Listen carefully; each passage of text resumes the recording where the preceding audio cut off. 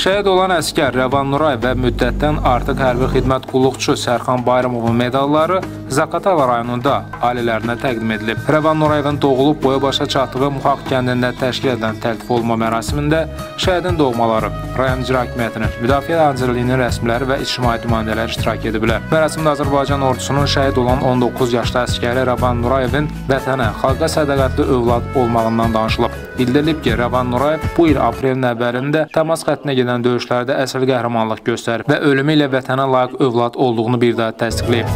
Sonra şəhidin təltif olunduğu 3-cü dərəcəli xidmətə görə medalı anasına təqdim edilib.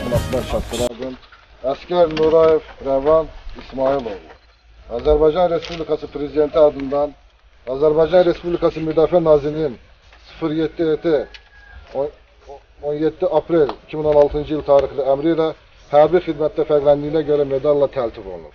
İcazə versəydiniz, həmin medalı anasının, icazə versəydiniz, oğlu şəhid olubdur, şəhid anasının igid övlad böyütdüyü kimi, elə bir övladı böyüdüb, bu yaşa çatdırıb və döyüş bölgəsinə göndərdiyi kimi, həmin övladı böyüdən ananın yaxasına sancardır.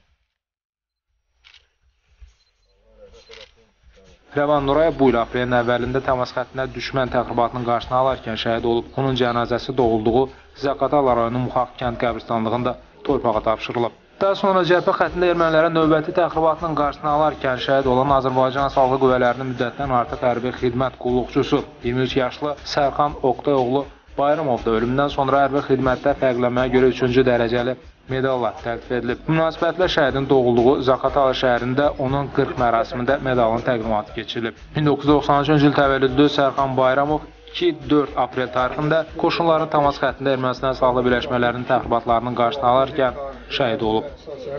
Hərbi xidmətlərə görə, fərqlənməyə görə 3-cü dərəcəli medal ilə Bayramov Sərxan Oqtayoğlu təltif olunmuşdur və onun bu medalını atasına təqdim etmək mənim borcumdur.